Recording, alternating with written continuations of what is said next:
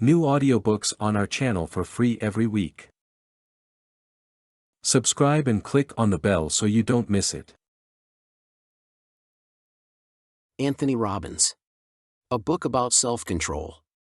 The book offers a deep and intelligent program for achieving success, allowing you to get rid of fears and prejudices on your own, radically improve relationships with people around you, charge your body with enviable health and indomitable energy. Dedicated to the greatest energy within you, your energy to love, and to all those who help you share its magic. As for me, this is Yerrick Joshua, Joey Tyler, Becky and my mom. As soon as I start thinking about all those people to whom I would like to express my gratitude for the support, suggestion and hard work that made this book possible, the list begins to grow rapidly. First of all, I would like to thank my wife and family for creating an environment in which the descendants of my work could freely pour out at any time of the day or night, and ideas could always find a benevolent listener. Then there were, without any doubt, the outstanding efforts of Peter Applebaum and Henry Golden to edit the results of my brainstorming. At various stages of the preparation of this book, the suggestions from White Woodsmall and Ken Blanchard were extremely valuable. This book would never have become a reality if it hadn't been for the efforts of Ian Miller and Bob Assan, who, like the entire staff of Simon & Schuster, stuck with me with all their might during those final hours when we made the most recent edits. I am grateful to all my teachers, from the very first ones Mrs. Jane Morrison and Richard Cobb, who taught me the art of communication from early childhood, to Jim Rohn, John Grinder and Richard Bandler, whose personal qualities, advice and friendship will never be forgotten. I also thank the artists, secretaries and research staff, who also suffered due to the tight deadlines for the manuscript. Rob Evans, Don Laris, Donald Bodenbach, Katie Woody and, of course, Patricia Valleyton. And last but not least, special thanks to all the staff of the Robinson Research Institute, the heads of the centers and hundreds of enthusiasts across the country who help me every day in bringing our knowledge to all mankind. When Tony Robbins asked me to write the preface to his book, I was flattered for several reasons.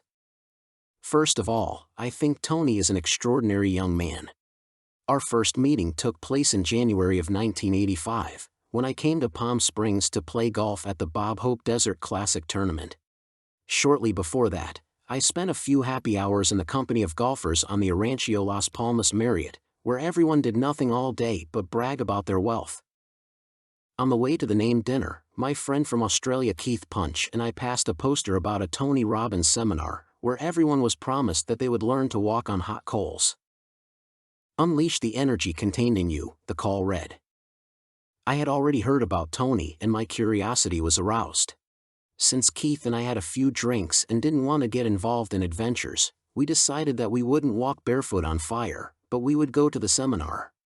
For the next 4.5 hours, I watched Tony hypnotize a large hall filled with businessmen, housewives, doctors, lawyers. When I say hypnotizes, I don't mean any black magic. I didn't make everyone constantly get up from excitement, subordinating all this motley audience to my charisma, charm and depth of knowledge of human behavior. It was the most exciting and inspiring seminar in all 20 years of my teaching practice. At the end of the seminar, everyone except Keith and me walked barefoot on a 5-meter bed of red-hot coals that remained in place of the bonfire that had been burning all evening. And no one got any burns. It was a real sight and uplifting experience for everyone. Tony uses walking on hot coals as a metaphor. He does not teach mystical skills, but he gives listeners a practical set of tools that allows them to control themselves and take effective actions, despite the fears that can take hold of you, and proves that the ability to force yourself to do exactly what is needed for success is real power. So, the first reason why I am so pleased to write this preface is that I admire Tony Robbins and have tremendous respect for him. The second reason that motivates me to write this preface is that the book about power over oneself will show everyone the depth and breadth of the author's thinking. He is not just a motivational lecturer. At the age of 25, he was already one of the leading thinkers in the field of the physiology of motivation and personal achievement. I think this book has every opportunity to become a cornerstone in the science of human potential. Tony's thoughts about health, stress, Goal setting, visualization are the cutting edge of science and should become mandatory knowledge for everyone who strives for personal perfection. I hope that you will learn as much from this book as I do. Although it is more voluminous than A Manager in a Minute, I hope that you will read it in one gulp and be able to use Tony's ideas to unleash the magic energy hidden in you. Kenneth Blanchard, Ph.D., co-author of the book Manager in a Minute. Introduction. All my life I have experienced great difficulties in public speaking, even at the time when I was acting in films. Before the start of filming, I just became physically ill. If you know how difficult it is to overcome this fear of appearing in public, then you can imagine the excitement I felt when I heard that Tony Robbins, a man who turns fear into strength, can heal me. Despite the hope I felt before meeting Tony Robbins, I couldn't help but have doubts. I had heard a lot about NLP, neuro-linguistic programming, and other methods in which it is not considered a recognized expert, but by this time I had already spent a lot of time and thousands of dollars on the help of professionals, which did not give visible results. The specialists I contacted convinced me that, since my fear had been developing for years, I should not expect to heal soon. They scheduled me repeated visits every other week and engaged with me as endlessly as to no avail. When I met Tony, I was amazed at his size. I didn't often meet people taller than me, and Tony was very tall, 198 centimeters, and weighed 108 kilograms. But at the same time, he was so young and so charming. We sat down to talk, and I found myself getting nervous when he started asking me about my problems. Then he asked me what I wanted to achieve and what changes I expected. It seemed that my nervousness was explained by a sense of self-preservation, a desire not to let what was bound to happen happen. But when I heard Tony's soothing voice, I began to listen to what he was saying. Gradually, I began to get rid of my panic fears about public speaking. I suddenly felt that they were changing into completely new sensations, based on strength and self-confidence. Tony made me think back to this episode when I once stood on stage and gave a successful speech. While I was making this speech in my mind, Tony was providing me with clues. Leads are things that I can summon from my mind, if necessary, to strengthen my nervous system and increase my self-confidence when I speak in front of an audience. From this audiobook, you will learn all about them. During the conversation, listening to Tony, I closed my eyes for about 45 minutes. From time to time he touched my knee or my arm, rooting in me all these physical clues. When the conversation was over, I stood up. I have never felt so relaxed, calm and peaceful before. There was no trace of my fears. I felt quite confident before the upcoming performance on Luxembourg television, where 450 million people were waiting for me. If Tony's methods are as effective for others as they are for me, then people all over the world can only benefit from it. Thousands of people are bedridden. Their consciousness is focused on thoughts of death. The doctors informed them that they had cancer, and it plunged them into such despair that now their bodies. It's all pain.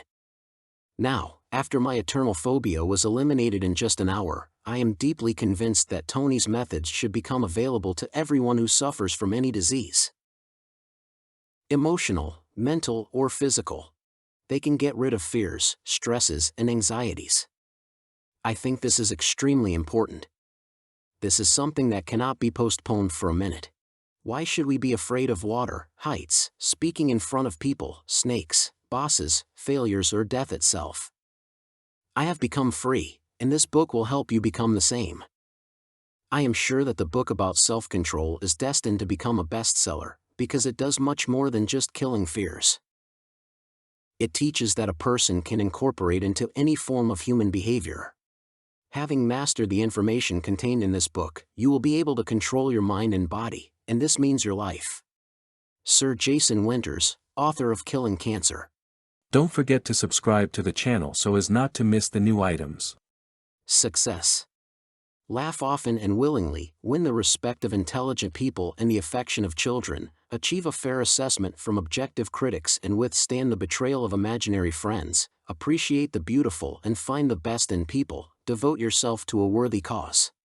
To leave the world at least a little bit better after raising a healthy heir, cultivating a well-groomed garden, or creating something good in public life. To know that at least one living being on Earth has become easier to breathe precisely because you have lived on it. That's what it means to succeed. Ralph Waldo Emerson. Part 1. Modeling Human Perfection. Chapter 1. The Property of Kings. The greatest goal of life is not knowledge, but action. Thomas Henry Huxley. I've been hearing about him all the time in recent months. They said that he was young, rich, healthy, happy, that he was successful in everything. I had to see for myself. When one day I saw him leaving the television studio, I began to follow him literally on his heels for the next few weeks, watching him consult various people, ranging from the president of the country to the mentally ill.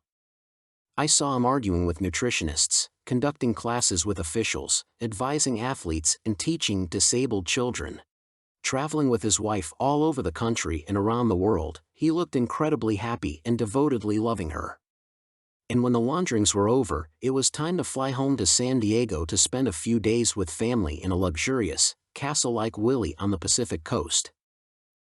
How could it happen that this 25-year-old guy, who had only high school behind him, could achieve so much in such a short time?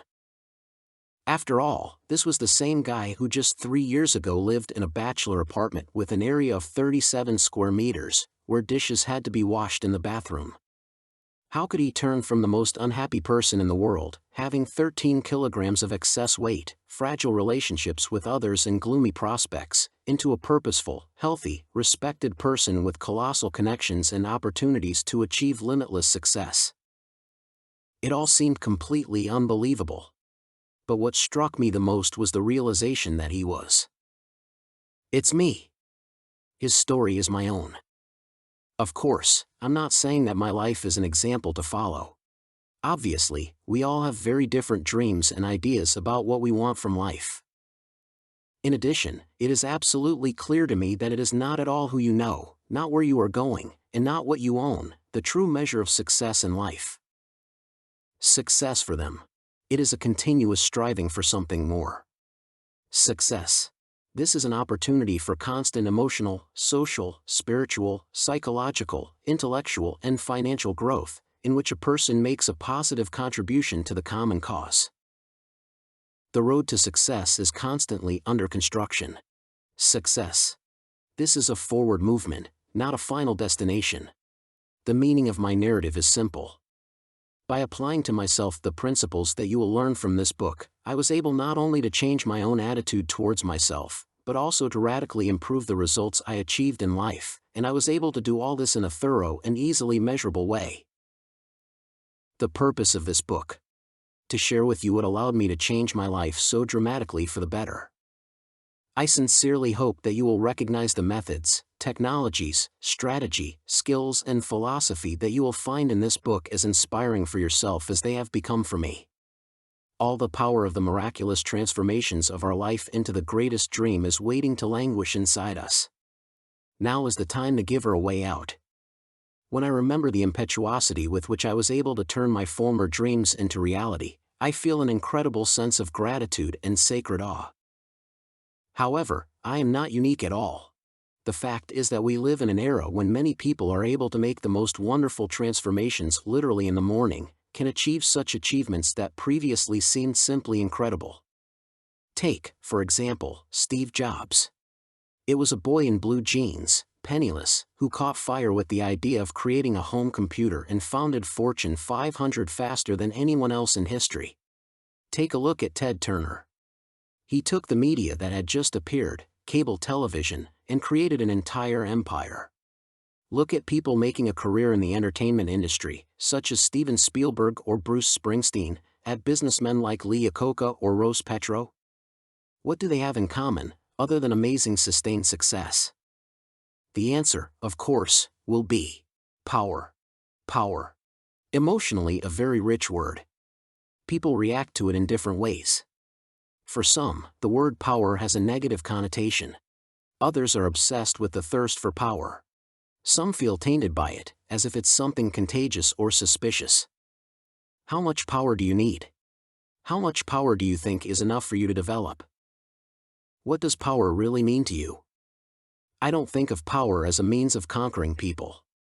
I don't think of it as something that can be imposed, and I don't advocate that you should do it. This kind of power rarely lasts long, but you should also understand that power. One of the constants in our world. Either you form your own perception of the world around you, or someone will do it for you. Either you do as you want, or someone else will dictate a plan of action to you. For me, true power is the ability to achieve the desired results and in the process create value for others. Power is the ability to change, first of all, one's own life, to build a system of one's own perceptions, to make circumstances work for oneself, and not against. Real power can be shared, but it cannot be imposed. It is the ability to identify human needs and meet them, both your own needs and the needs of those you care about. Power is the ability to manage your own kingdom, your own thinking processes and your own behavior, in such a way as to achieve exactly the results that you need. Throughout human history, power over the lives of other people has acquired many very different and contradictory forms. In ancient times, power was simply the result of physiology. Stronger and more agile controlled their lives and the destinies of their fellow tribesmen. As civilization developed, power began to be inherited. The monarch, surrounding himself with the attributes and symbols of his kingdom, ruled with unquestionable authority. Others could get a bit of power only by entering into an alliance with him. Later, at the dawn of the industrial age, capital became the power. Whoever possessed it gained access to industrial progress. All these attributes of power still play a certain role today. It is better to have capital than not to have it. It is better to have physical strength than to be weak. Nevertheless, one of the most important sources of the current government is the possession of special knowledge. Most of us have repeatedly heard that we live in the age of information. By and large, we are no longer an industrial civilization, but rather a communicative one. We live in a time when new ideas, movements and concepts transform the world almost daily. It doesn't matter if they are as complex as quantum physics, or as banal as the hamburger that sells the best. If there is anything that truly characterizes the modern world, it is a colossal, almost unimaginable flow of information and, consequently, changes. From books and movies, from TV screens and computers, information flows down on us in the most attractive and convenient form for touch, hearing and vision. In such a society, the one who has information and means of communication owns what kings used to have: unlimited power. As John Kenneth Galbraith wrote, money was the fuel of industrial society, but in the information society, knowledge is the fuel and power. Now we can see a new division of society into classes. On those who have information, and those who are forced to vegetate in ignorance. This new class has power that comes not from money, not from land, but from knowledge. And the most amazing thing is that today the keys to power are available to each of us. In the Middle Ages, it was necessary to overcome many obstacles to become a king without being the heir to the throne. If you didn't have capital at the dawn of the industrial age, your chances of prosperity were pretty slim. But today, any kid in shabby jeans can create a corporation that can change the world. In today's society, information is truly a royal treasure. Having access to some types of specialized knowledge, they can completely change themselves, and in many ways our whole world. But then we face a legitimate question. There is no doubt that in the United States, all kinds of specialized knowledge that are necessary to completely transform the quality of our lives are available to everyone. They can be found in every bookstore, in every kiosk selling video products, and in every library. They can be extracted from speeches, seminars, and courses. Bestseller lists are full of recipes for how to achieve personal success. Manager in a Minute, In Search of Perfection, Megalopolitica Personality. What They Didn't Teach Us at Harvard Business School, The Bridge Across Eternity. The list can go on and on, all the information is there. So why do some achieve amazing results, while others somehow survive or vegetate? Why don't we all become strong, happy, rich, healthy and prosperous all at once? The fact is that even in the age of information, information alone is still not enough. If all we needed were just ideas and a positive worldview, then we would all have ponies in childhood, and now we would live a dream life. Action is what unites people who have made a dizzying career. Only an action gives a result. Knowledge is just a potential power, but it also needs to fall into the hands of someone who knows what to do with it in order to translate it into effective actions.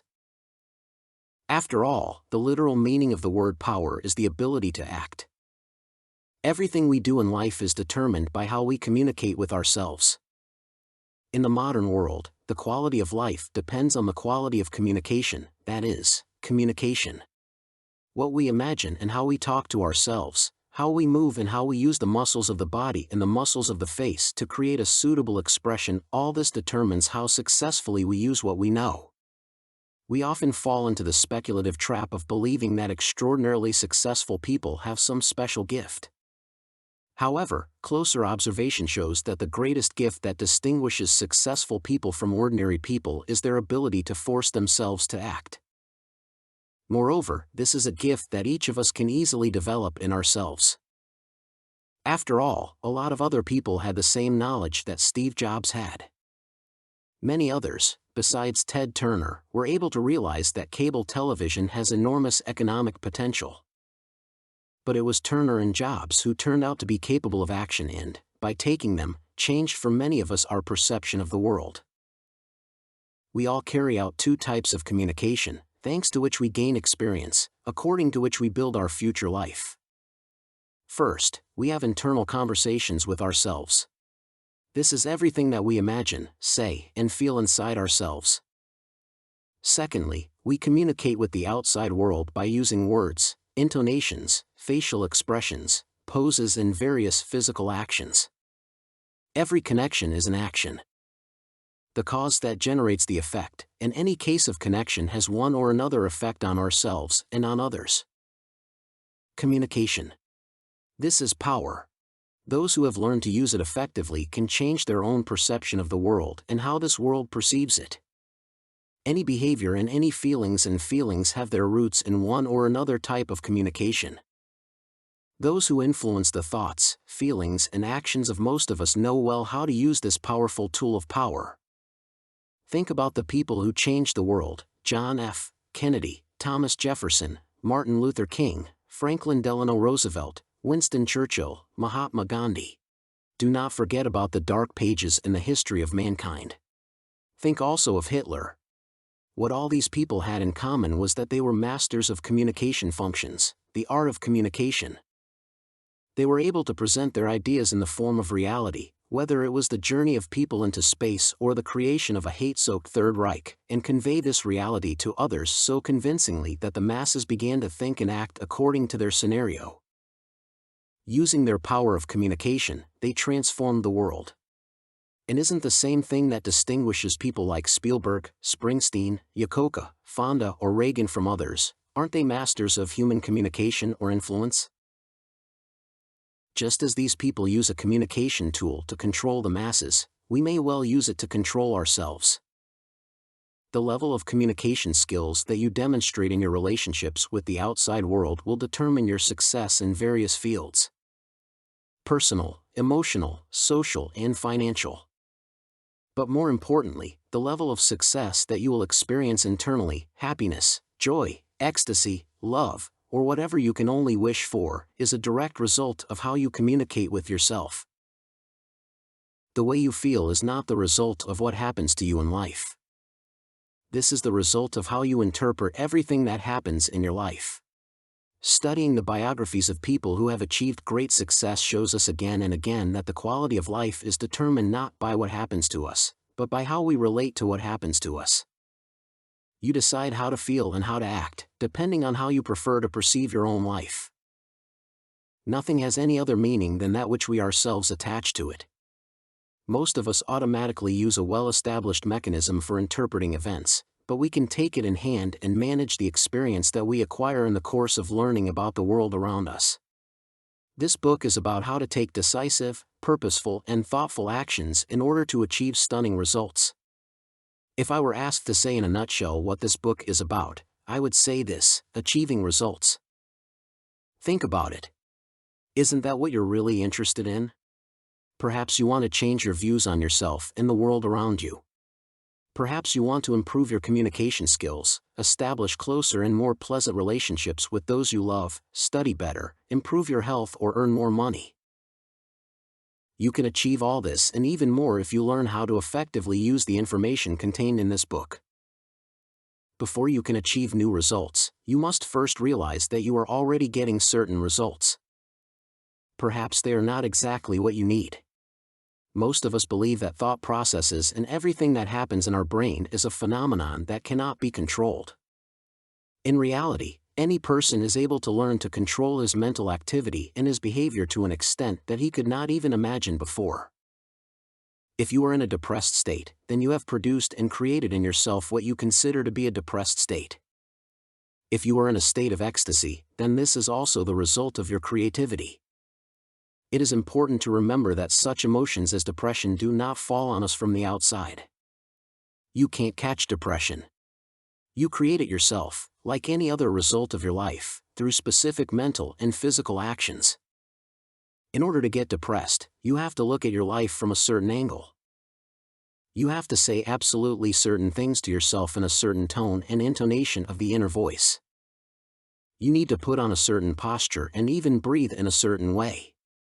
For example, if you want to get depressed, you need to slouch and look at your feet with drooping eyes. It also helps if you start talking with a sinking voice and think through the darkest scenarios for the development of your future life. And if by this time you intentionally disrupt the biochemical processes in your body with poor nutrition or alcohol or drug abuse, then you will inevitably lower your blood sugar level, and then depression is certainly guaranteed.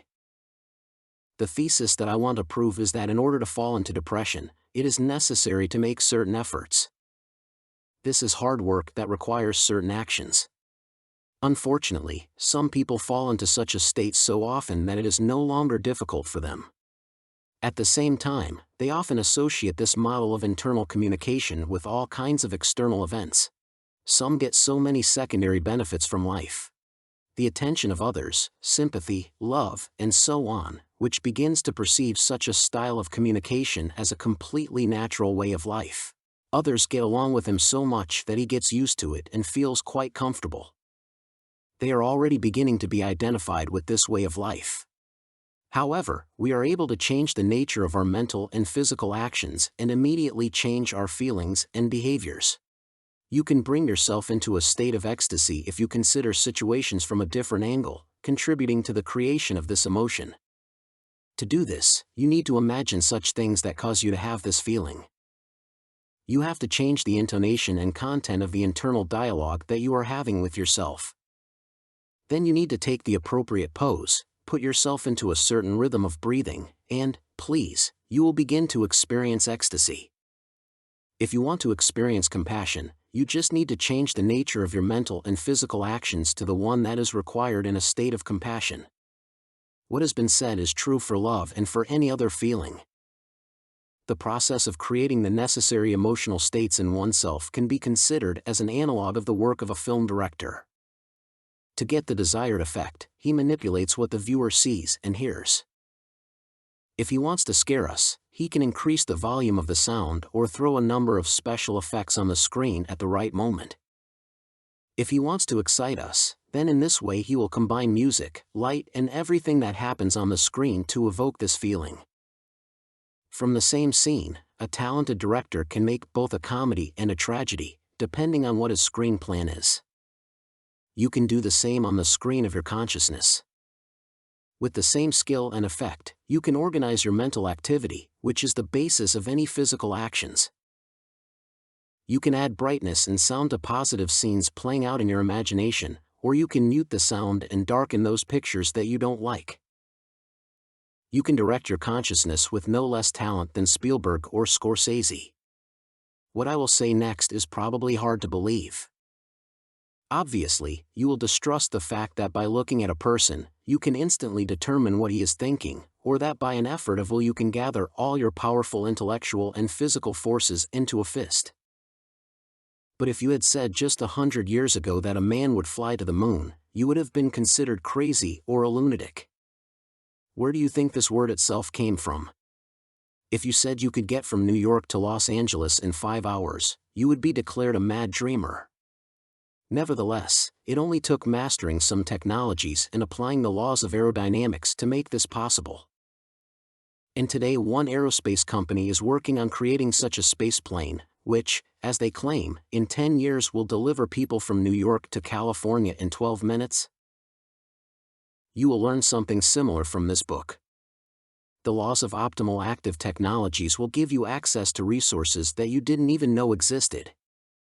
Every disciplined effort is rewarded multiple times. Jim Rohn. People who achieved perfection on the way to success strictly adhered to a certain line of behavior. I call it the formula for absolute success. The first step in understanding this formula is to know the final result, that is, the exact definition of what you want. The second stage. Concrete actions, otherwise your desires will remain dreams. You should take such actions that, in your opinion, will create the greatest probability of achieving the desired result. The actions we take do not always give the desired results, therefore, the third stage is to develop such a sharpness of feelings in yourself that would allow you to recognize the results of the actions you have taken and determine as quickly as possible whether they bring you closer to your goals or move away from them. You need to know what you are getting as a result of your actions, whether it corresponds to the lifestyle you are striving for, or contradicts it. If it doesn't come out exactly what you want, you need to remember the result that your actions gave in order to get the maximum benefit even from your own mistakes. After that, proceed to the fourth stage, which consists in developing flexibility, the ability to change your behavior until you get the desired result. If you carefully observe successful people, you will see that they all use this four-stage system. They all started with setting a goal, because you can't achieve anything if you don't have a goal in front of you. All of them took action because knowledge alone is not enough. They had the ability to learn from the experience of others, to know what result they were getting, and they constantly adapted to the situation and changed their behavior until they found what they needed. Take Steven Spielberg. At the age of 36, he became the most successful director of world cinema. He has already directed 4 of the 10 most acclaimed films of all time, including The Alien, the highest-grossing film in history. How was he able to achieve such success while still a young man? This is a very interesting story. As a 12 to 13-year-old teenager, Spielberg knew that he would become a film director or producer. His whole life changed when, as a 17-year-old boy, he took a tour of the Universal Film Studio. The tour did not involve visiting the film sets where the actual action of the films takes place, so Spielberg, knowing the purpose of his life, decided to act himself. He tried to sneak onto the set to take part in the filming of a real movie.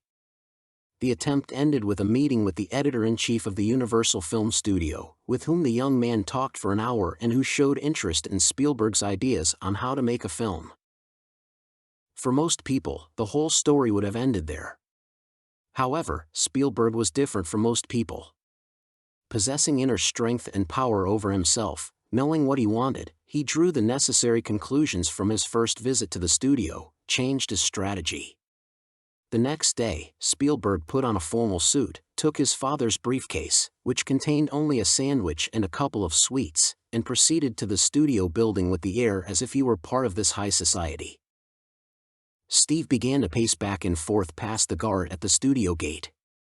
Then he found an abandoned shooting trailer, on the door of which Steven Spielberg had affixed a sign. Director. So he spent the whole summer there, near the borders of the world he so wanted to penetrate, meeting with directors, writers and editors, drawing conclusions from each conversation, observing and developing more and more the acuteness of his feelings and perception of everything related to cinematography. Finally, at the age of 20, after he had become familiar and had already become his own in this elite hangout, Spielberg showed the experts of Universal Studio a small film that he had shot himself. He was immediately offered a 7-year contract to shoot a television series. He made his dream come true. Do you think Spielberg applied the formula of absolute success? Of course, he had specialized knowledge, and he knew what he wanted. He took decisive action.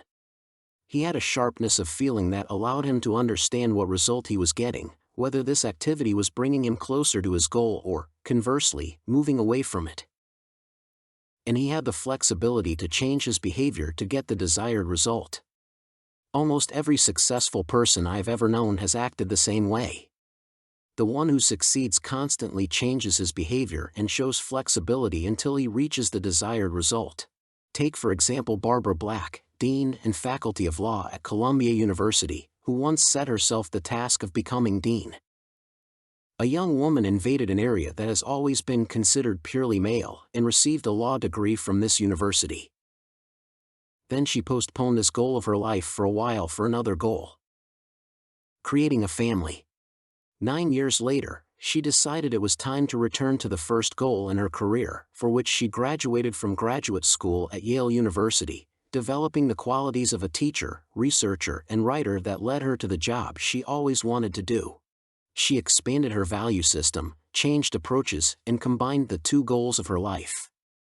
Now Barbara is the dean of one of the most prestigious law schools in America. She broke the usual patterns and proved that it is possible to achieve success on several levels at the same time. Has she applied the formula of absolute success? Of course, I did. Knowing what she was trying to achieve, she made an attempt.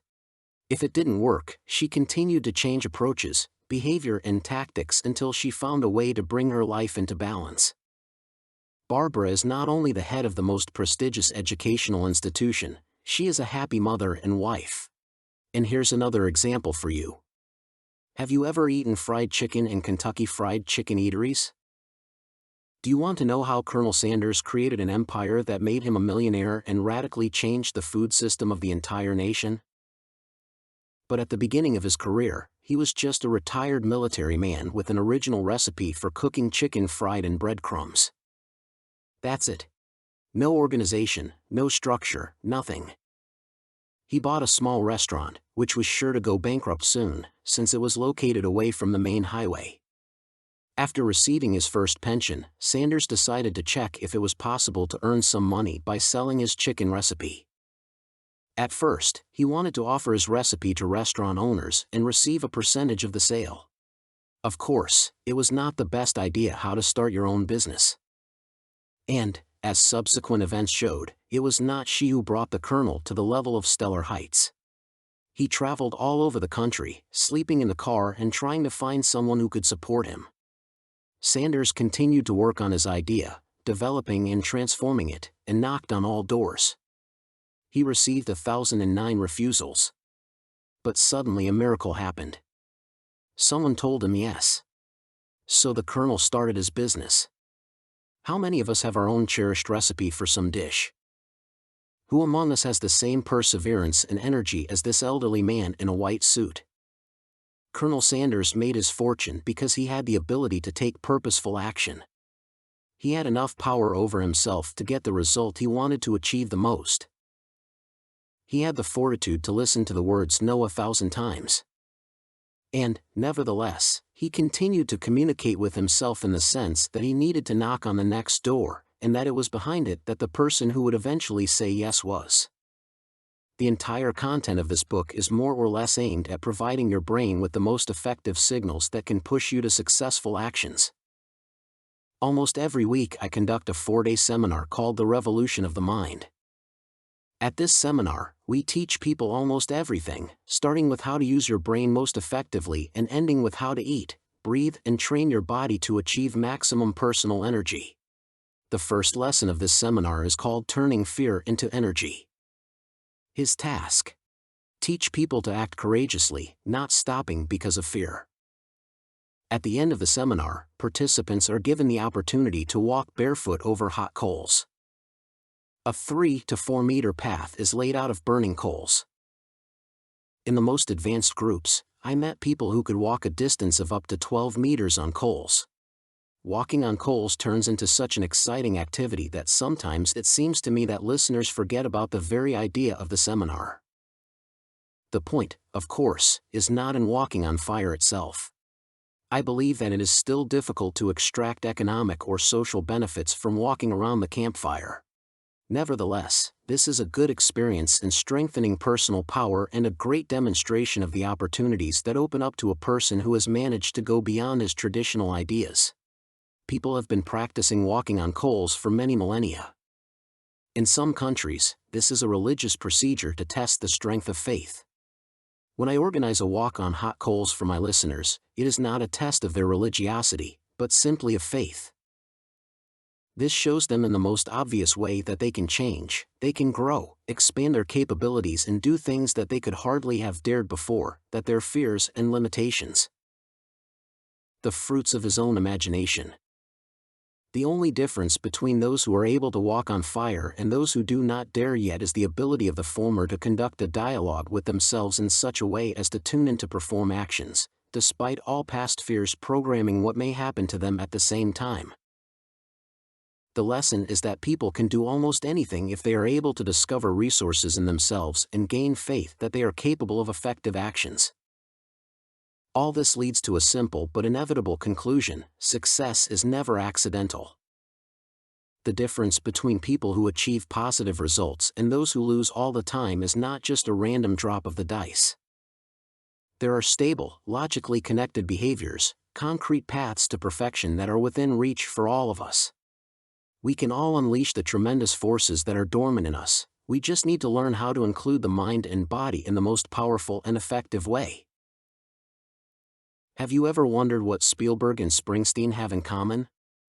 What made John F. Kennedy so similar to Martin Luther King, which allowed them to have such a powerful and profound impact on millions of people? What distinguishes Ted Turner and Tina Turner from the general mass? And Pete Rose or Ronald Reagan? All of them were able to force themselves to take purposeful, effective actions for the sake of realizing their dreams. But what made them, and still makes them, day after day, invest everything they have in everything they do? There are certainly many explanations for this. Nevertheless, I believe that there are 7 main character traits that they have all managed to develop in themselves, 7 main characteristics that give them the energy to do whatever is necessary for success. There are 7 basic triggers that can ensure your success.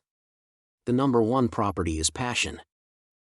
All the successful people mentioned here have discovered in themselves that spring, that force, that almost obsessive need that charges them, which makes them act, grow, and strive for more all the time. It gives them the fuel to succeed and makes them fully reveal their inner potential. It's power, passion. It is passion that makes baseball player Pete Rose rush like an arrow behind the second line of the baseball field, laying out as if this is his first game in the major leagues. It is passion that makes marketing genius Lee Iacocca act better and more effectively than others. Passion drove scientists who spent years of their lives creating computers, and guaranteed the breakthrough that took people into space and ensured a return to Earth. It is passion that makes people stay up late at work and get up early in the morning. It is with passion that people try to fill relationships with each other. Passion breathes oxygen into life, fills it with blood and charges it with meaning. There is no greatness without a passion for greatness, whether it is the inspiration of an athlete or an artist, the mind of a scientist, the patience of a parent or the entrepreneurial spirit of a businessman.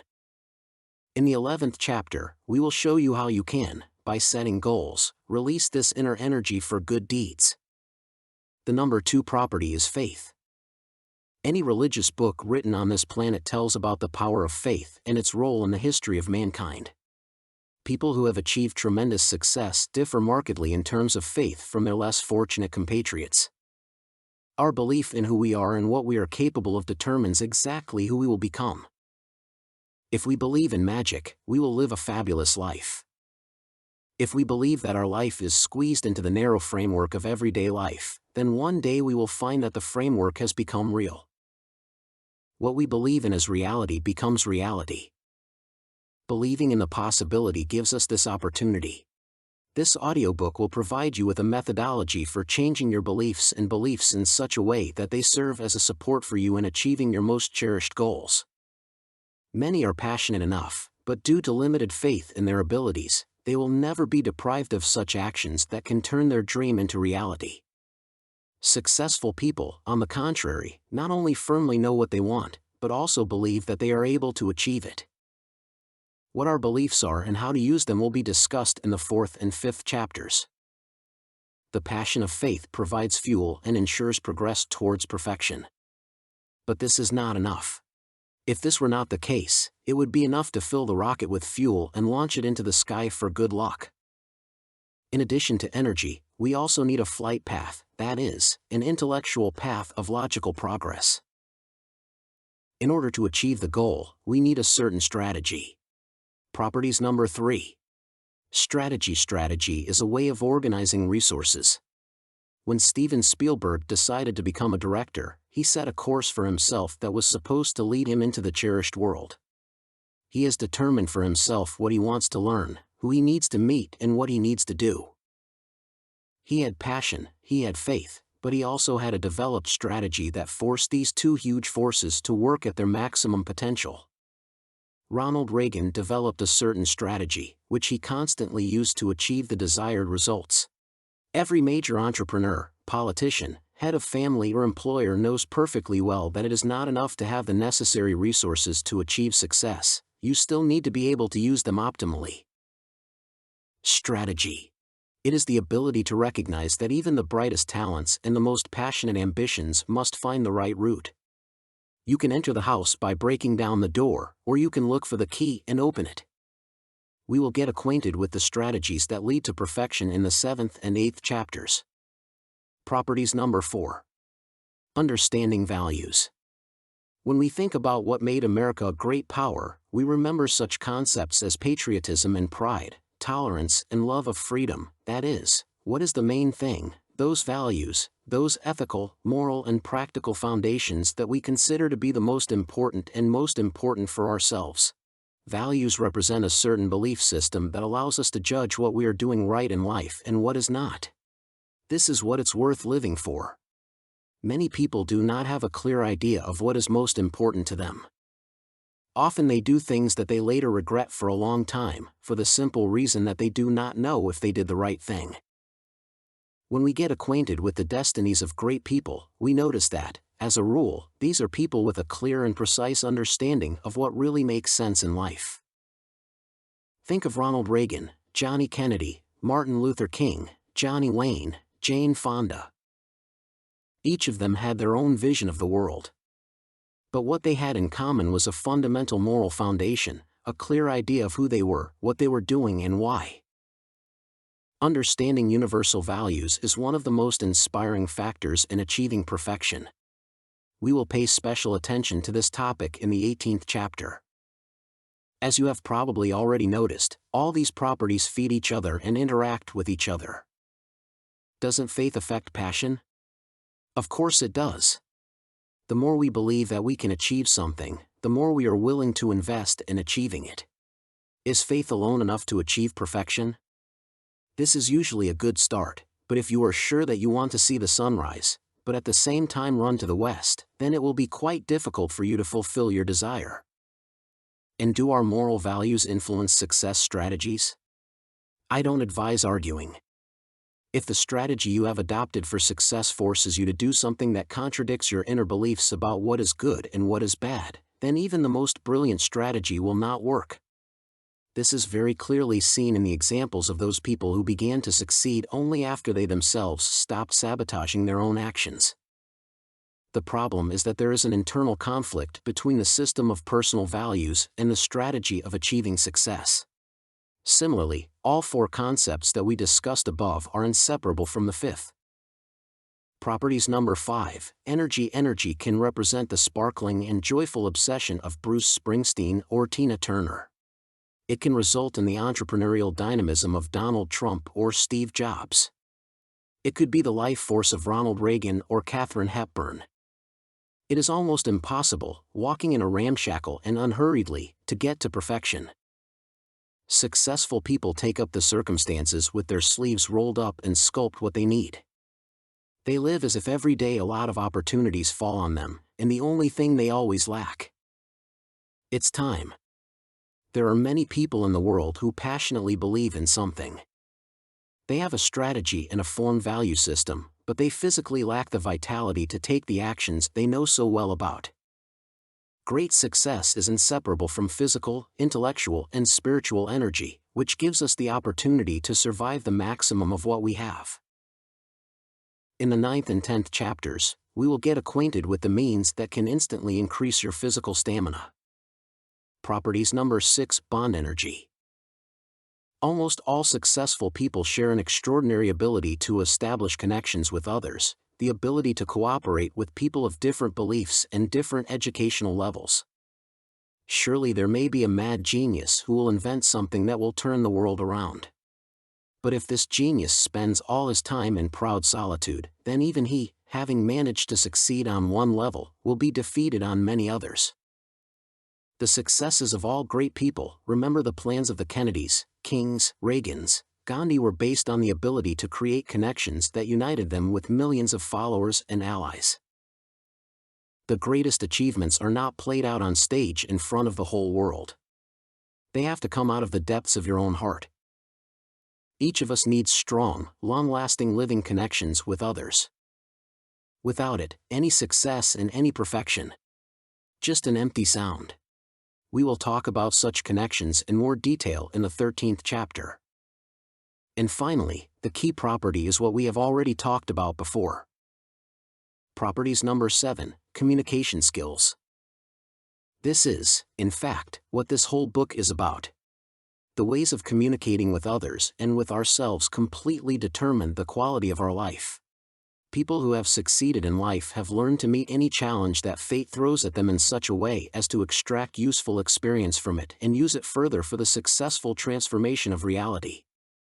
On the contrary, people who are mired in defeats perceive every failure as a new limit for active activity. Those people who influence our lives and shape national and world culture are great masters of communicating with people.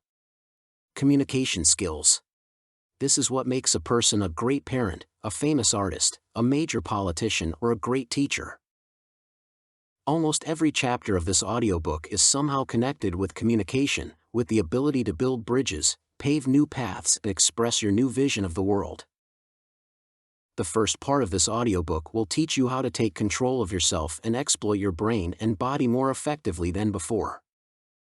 The greatest attention will be paid to the factors affecting your communication with yourself. In the second part of the book, we will learn how to formulate what we really want from life. We will learn how to communicate with others most effectively and respond to the behavior that can be expected from them in response. The third part of the book deals mainly with the global aspects of our own behavioral characteristics. Our life motivation shows how to learn to act on a broader interpersonal level.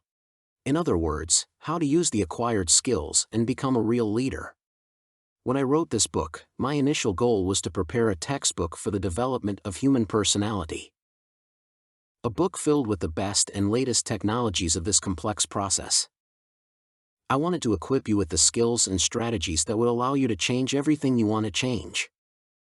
And to do it faster than you can imagine. I wanted to give you a concrete opportunity to instantly improve the quality of your life experience. I also wanted to create a work that I could return to again and again, and find something useful for everyday life there. I knew that a lot of what I was going to write about deserved a separate book. Nevertheless, I tried to present you with a whole array of information from which you could use at least something in different life situations, hoping that the book would serve exactly these purposes. When the work on the manuscript was completed, the first readers responded positively about it, except for one thing. Some people said to me, yes, you have 2 books here. Why not separate them, publish one first, and a year later the second? My goal was, my dear reader, to bring to you as much useful information as possible in the shortest possible time. I didn't want to drag out the process of developing skills that are so necessary for you for a long time. I was worried about one thing, namely, many readers will never get to those chapters of the book that I consider the most important, simply because, as I was explained and several studies have confirmed this fact, that less than 10% of people who bought the book master it no further than the first chapter.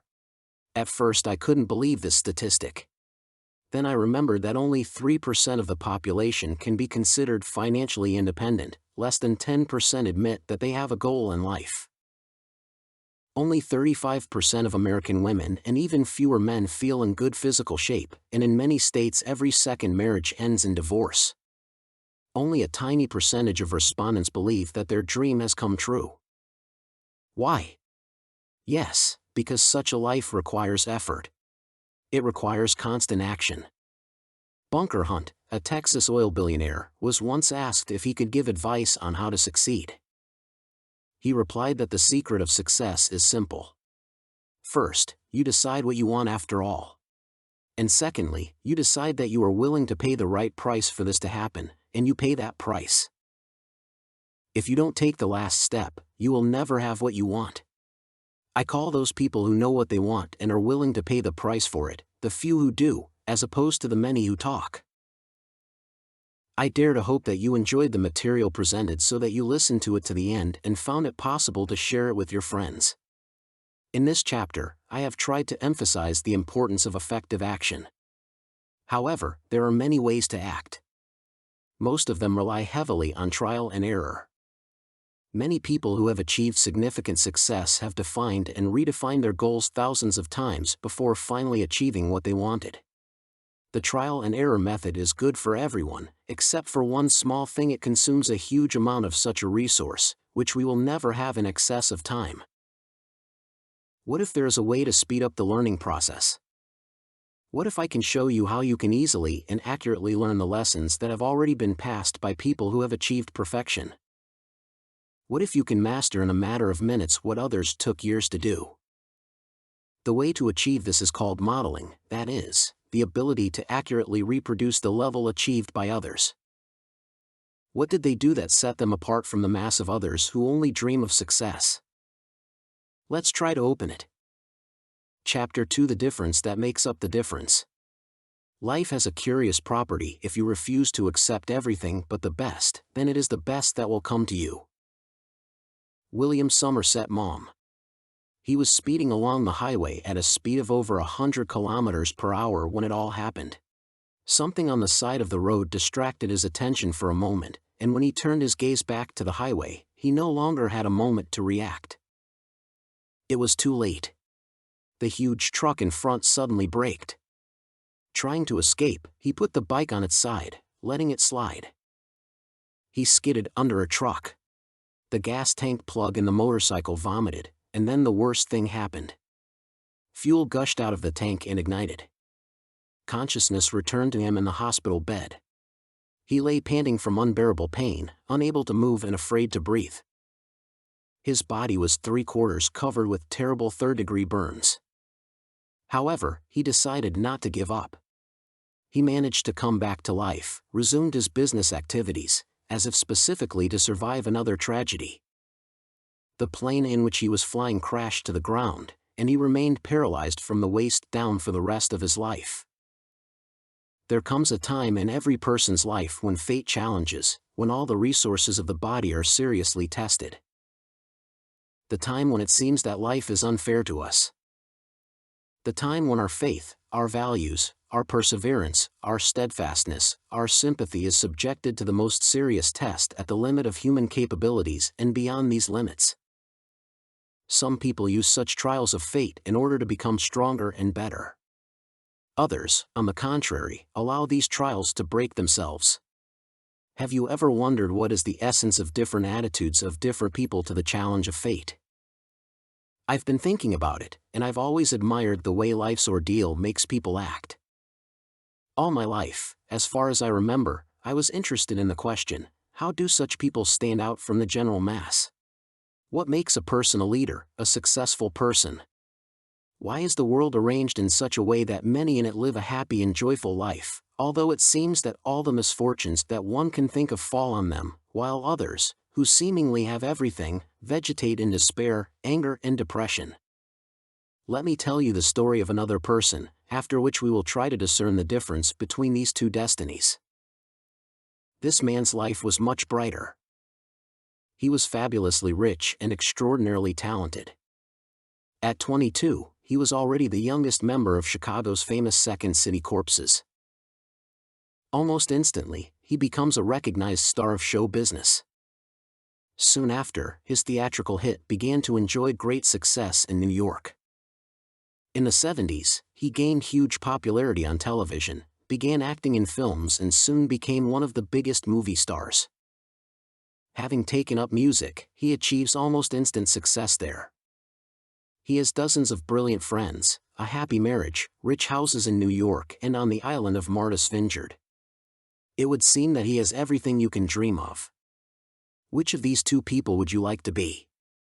It is difficult to imagine a person who would choose for himself the fate of the first. But let me tell you a little more about these two people. The first one is one of the most viable, strong, and successful people I know. His name is Mitchell. He is alive and well, lives in Colorado. After that terrible accident, he experienced as much success and joy as people do not experience in their entire lives. He has a great personal relationship with the most prominent and influential people in America. He became a millionaire. He even ran for Congress, despite the fact that his face is terribly disfigured by burns. Do you know what his election slogan was?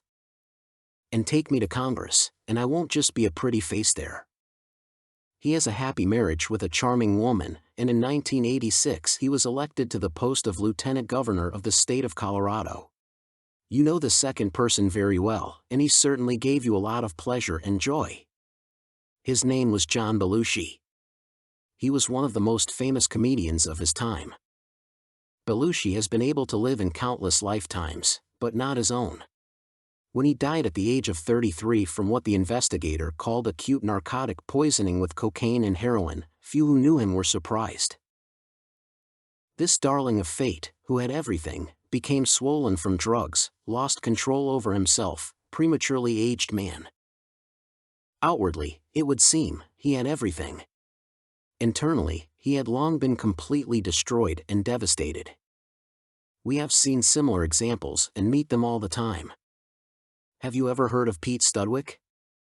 He was born without hands and feet on his feet, but he became a marathon runner and has already run 50,000 kilometers. Think of Helen Keller and her amazing story, or Candalee Lightner, the founder of the Mothers Against Drunk Drivers Society. Having survived a terrible tragedy, the death of her only daughter, who was crushed by a drunk driver, she founded an organization that probably saved hundreds, maybe even thousands of lives. And on the other hand, think of people like Marilyn Monroe or Ernest Hemingway, people who had tremendous success, but who ended their lives tragically. So I want to ask you again, what is the difference between those who succeed and those who lose everything? What is the difference between those who can and those who are not capable of anything? What is the difference between those who do and those who do not succeed? Why do some people manage to overcome colossal, unimaginable difficulties and turn their lives into a triumph, while others, despite all the advantages, manage nothing but to turn their lives into a tragedy? Why do some people absorb life experience and make it work for themselves, while others do everything in spite of this experience? What's the difference between Mitchell and John Belushi? What is the difference that makes the quality of life so different? The last question has worried me throughout my life. As a teenager, I met people who had all kinds of wealth, brilliant jobs, exceptional relationships, beauty and health. I was interested in what made their lives so different from my own and the lives of my friends. And finally, I realized that this difference has always been explained by the way we communicate with ourselves and the actions we take. What do we usually do when we do our best, but nothing comes out? The fact is that successful people have no less problems than losers. The only people who don't have problems are the dead. What distinguishes success from failure is not what happens to them, but how we perceive events and what we do about it. That's the difference. When Mitchell realized that his body was 3/4 covered with third-degree burns, he had a choice how to interpret this information for himself. He could wish for death, fall into despair. But he chose the path of constant dialogue with himself and inspired himself with the idea that he had not received this tragic experience in vain. And one day this misfortune should reward him with great success in achieving his goals. As a result of this dialogue with himself, he formed a whole set of beliefs and values that changed his attitude from tragic to life-affirming, and which he retained even after he was paralyzed. How Pete Studwick managed to successfully overcome Pike Peak, the most difficult marathon race in the world, even though he had neither arms nor legs? Very simple. He has established a dialogue with himself.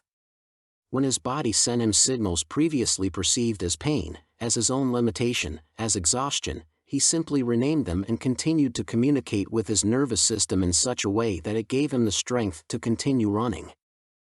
It's not the things around us that change, we change.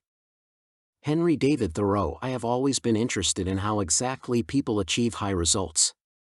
Many years ago I realized that success leaves traces, and that if you repeat the actions of people who have achieved outstanding results, you can achieve the same results. I get it. It's not enough to find out that Mitchell or Pete Studwick had a dialogue with themselves in such a way that it gave amazing results. I needed to know exactly what they were doing. I believe that if I accurately reproduced their actions or the actions of others, I could get the same results as them. I believe that if I plowed and sowed, I could harvest.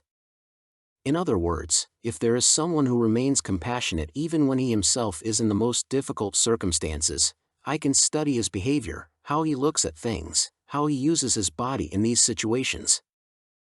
As a result, I will also be able to become more compassionate. If a man and a woman, having lived in a happy marriage for 25 years, still remain in love with each other, I can find out what actions they took for this, what faith created this result, and I can then transfer these actions and faith to myself and get similar results in my own relationship with my family. There was a period in my life when I was very overweight. I began to realize that all I needed was to model the behavior of slender people. Find out what they eat, how they do it, what they think and what they believe. That's how I got rid of my extra 15 kilograms. I began to do the same in the sphere of personal and business relations. So I started following the models of people who have achieved exceptional success. And in search of my own path to success and perfection, I tried to explore any of the possible paths. Then I got acquainted with the science known as neuro-linguistic programming, abbreviated NLP. The name consists of the words neuro, which means brain, and linguistic, which indicates its relation to language. The word programming means creating a specific plan or procedure. NLP is engaged in the study of how language is verbal and nonverbal. It affects the nervous system. Our ability to do something in life is based on the ability to control our own nervous system. Those who are able to achieve outstanding results do this by establishing specific forms of communication with themselves through and with the participation of the nervous system. NLP explores how people communicate with themselves in order to achieve an optimal state of life and create for themselves the greatest number of behaviors. The very name neuro-linguistic programming, although it accurately reflects the essence of the science itself, may also explain the fact that you have never heard of it before. In the past, it was taught mainly to psychotherapists and small groups of successful businessmen. When I first met her, I instantly felt that she was significantly different from all the sciences I had previously studied. I watched as an NLP specialist worked with a woman who had been treated for various phobias for more than 3 years, and after 45 minutes of classes, even traces of these fears were gone. I was just shocked. I wanted to learn this science in general. By the way, a similar result can be obtained in 5 or 10 minutes. NLP is a system basis for controlling the work of your own brain. It teaches us to manage not only our own states and behavior, but also the states and behavior of others. In short, it is the science of how to control your brain in the optimal way in order to get the desired results. NLP gave me exactly what I was looking for so hard. It gave me the key to unlock the mystery of how some people manage to consistently achieve what I call optimal results. If someone is able to wake up easily and quickly in the morning, while being full of energy from life, this is just the result that is needed. The next question is, how do they manage to achieve this? Since all the results are based on actions, what specific mental or physical actions created this neurophysiological process of waking up in the morning, which was carried out so easily and quickly. One of the postulates of NLP science is the conclusion that we all have the same neurology. Therefore, if someone is able to do something in this world, you can also achieve it if you control your nervous system in the same way.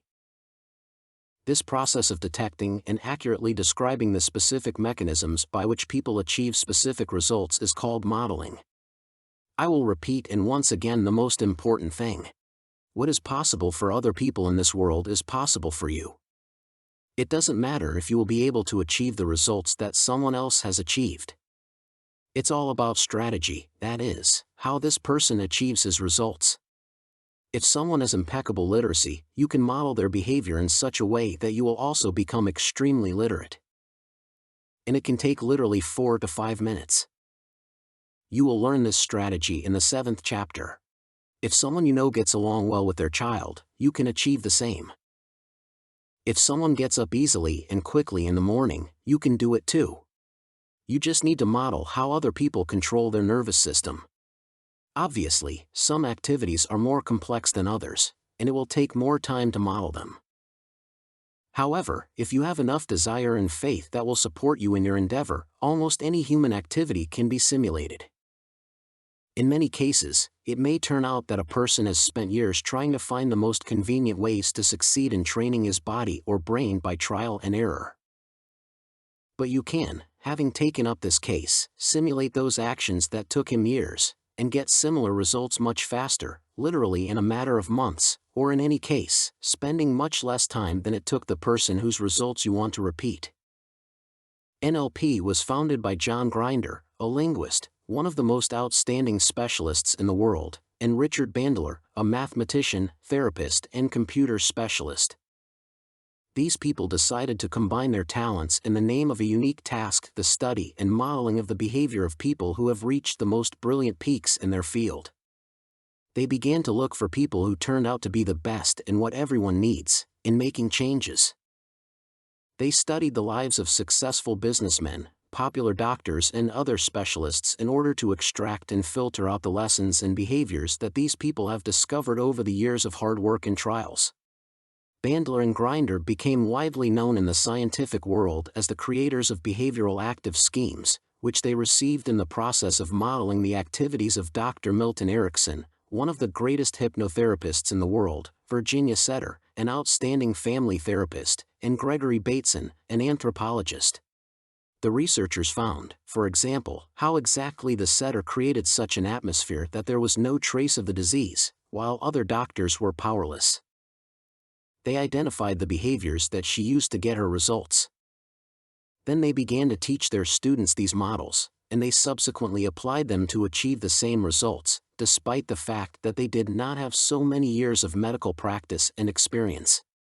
They simply threw the same seeds into the prepared soil and were rewarded with a decent harvest. Working with these basic models derived from the analysis of the activities of 3 great specialists, Bandler and Grinder began to create their own models and implement them into teaching practice. These models are called neuro-linguistic programming, NLP. These brilliant scientists have given us not only a number of powerful and effective behaviors for making changes. What is much more important is that they have discovered for us a systematic and stable principle of how any form of human perfection can be duplicated in a very short period of time. Their success is simply legendary. However, even with the necessary tools, many people carefully studied all the models of creating emotional and behavioral changes in themselves, but they lacked the personal will to apply them in their lives most effectively and harmoniously. Here again, it is necessary to repeat that knowledge alone is not enough. Action is what gives results. The more I read about NLP, the more I was amazed at how little, practically nothing, has been written about the modeling process. For me, modeling is the same as the road to perfection. It means that if I see someone in this world who achieves the results that I want to achieve, I can achieve them if I agree to pay the required price, effort, and time for it. If you want to succeed, then you just need to simulate the behavior and actions of those who have already succeeded, that is, to study the actions they took, to establish how they used their brain and body to achieve the results that you want to repeat. If you want to become a more worthy friend, a richer person, a better parent, a more productive athlete, a successful businessman, all you need is to find worthy role models. Those people who shake, turn and move this world forward are often just professional modeling specialists, people who have mastered the art of learning anything by repeating the experience of other people, instead of learning everything from their own mistakes. They have learned to save the wealth that we always lack: time. Indeed, if you look at the list of best-selling books that are regularly published in newspapers, you will find that most of them contain models of how to do something most effectively. Peter Drucker's latest book is called Innovation and Entrepreneurship. In it, Mr. Drucker describes the specific actions that a person must perform in order to become a good entrepreneur-innovator. He points out quite unequivocally that innovation, an extremely specific and purposeful process. There is nothing supernatural or mystical about becoming an entrepreneur. This is not inherited. It's just a science that anyone can master. Does it sound too corny? However, why is he so popular as a lecturer on modern business theories? Isn't it because of your modeling skills? The book Manager in a Minute by Kenneth Blanchard and Spencer Johnson is a model of human communication and a simple and effective means of managing any human relationship. She combined the experience of modeling the activities of a number of the most famous managers in the country. The book In Search of Perfection by Thomas Peters and Robert Waterman Jr. provides a model for the functioning of the most successful corporations in America. The book Bridge Over Eternity by Richard Bach contains another point of view, a new model of how to consider relationships with other people. This list can be continued indefinitely. The audiobook you are listening to is also full of various models showing how to manage your mind, body, and how to organize contacts with other people to get outstanding results by all participants in this process. However, my goal is not only to teach you how to master these success models, but to go further and teach you how to create your own models. You can easily teach the dog behaviors that will immediately improve its understanding with you. The same can be done with people. But what I want to teach you is a constant process, a base, a science that will give you the opportunity to reproduce absolutely wherever you find it. I will show you the most effective NLP models. However, I want you to not just be an NLP user. I want more, so that you become a modeling specialist yourself. Such a person who perceives perfection and makes it his own wealth. A person who constantly uses optimal activity technologies, which will allow you not to remain an adherent of a rigidly fixed system of models, but will give you the opportunity to constantly look for new effective ways to achieve the results that you need. To model perfection, you will need to become a detective, an investigator, a person who asks a lot of questions and looks for any traces leading to perfection. I train the best shooters of the U.S. Army in order to improve their results, and I managed to find such models of perfection for them that gave them the opportunity to immediately start shooting better. I studied the art of karate masters, watching what they do and what they think. I have managed to improve the results of athletes in professional and amateur sports and even Olympic champions. I did this by finding ways for them to model what these people needed to achieve the highest results, and then showed them how they could put all their reserves into action. Build on the successes of others. One of the most fundamental foundations of learning. In the world of modern technologies, any progress in industry or in computer technology naturally follows from previous discoveries and the existing base. In the business world, those companies that do not learn from the past, do not act on the basis of a thorough study of information, are doomed to failure. Nevertheless, the world of human psychology still remains one of the few areas where it still operates with outdated theories and acts on the basis of outdated information. Many of us still use 19th century models describing the work of our brain from our own behavior. We label depression and think, what's next? And then we fall into a state of this very depression. The fact is that such diagnoses can be a self-fulfilling prophecy. This audiobook describes easily accessible technologies that can be used to create the desired quality of life. Bandler and Grinder discovered 3 basic building blocks that can be reproduced to produce any form of human perfection. In fact, these are 3 types of mental and physical actions that most accurately correspond to the quality of the results we achieve. They can be considered as 3 doors leading to a luxurious banquet hall. The first door represents the belief system of a certain person.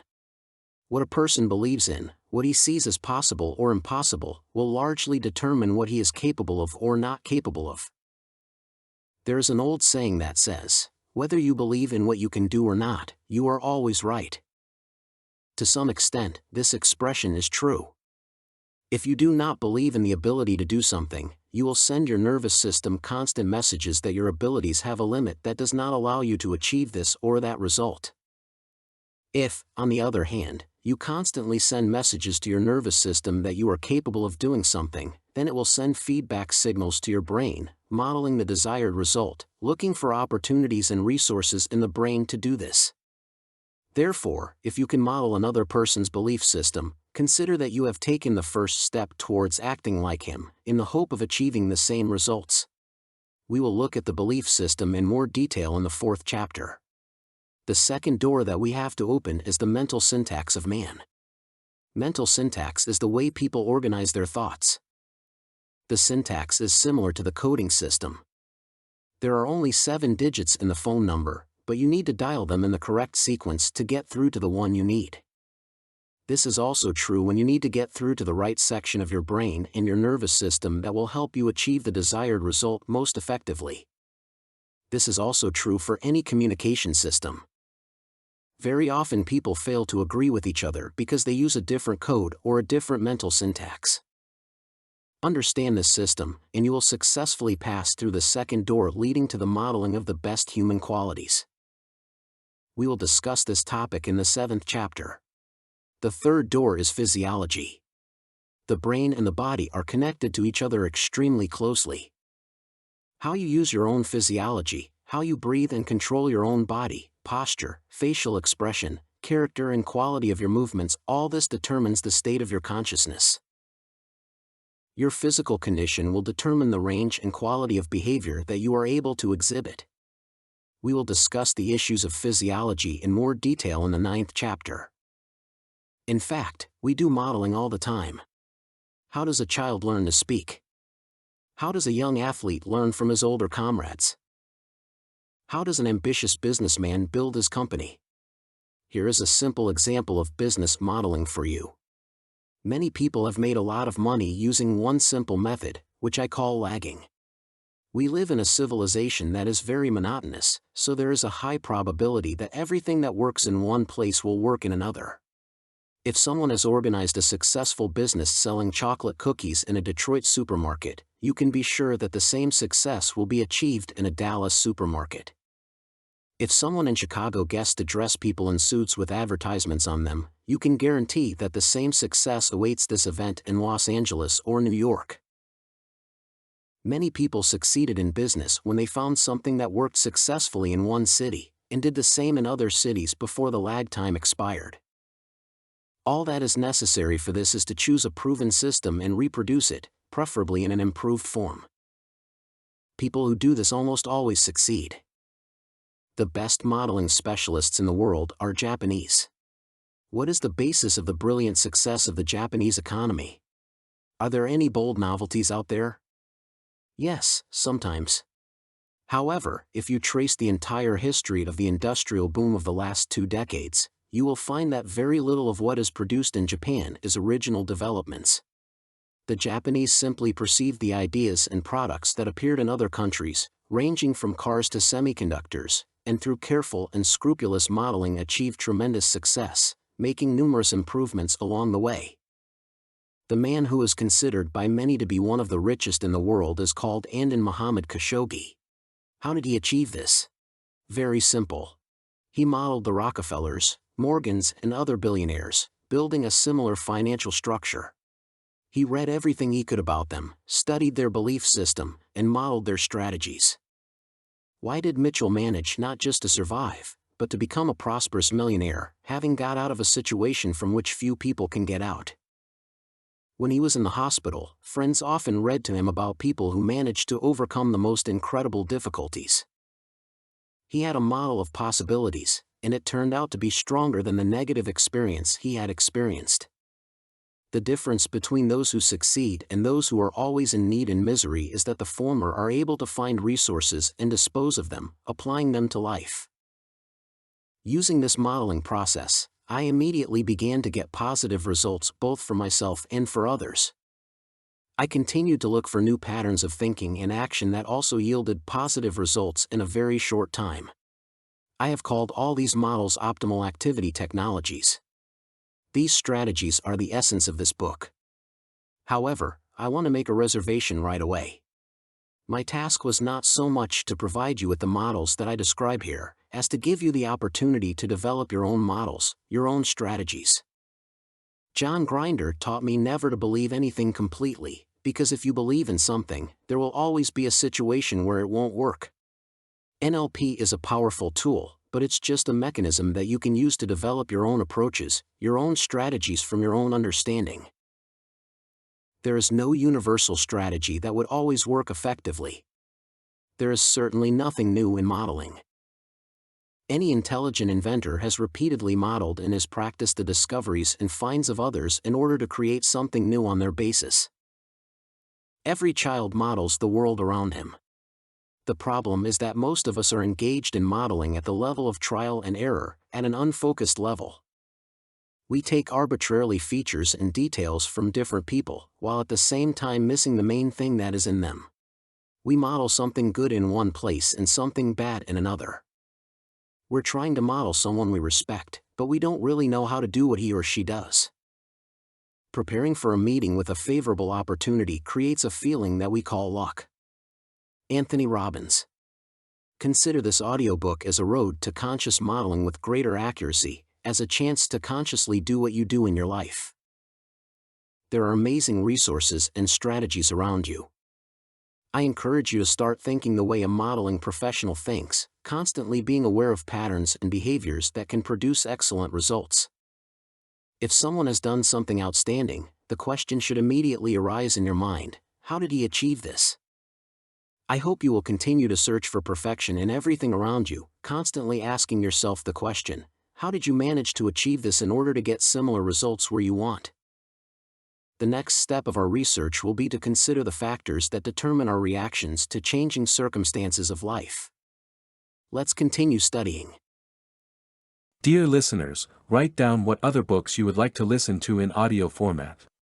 Thank you for your likes and comments. Don't forget to subscribe to the channel if you haven't already. We wish you all the best.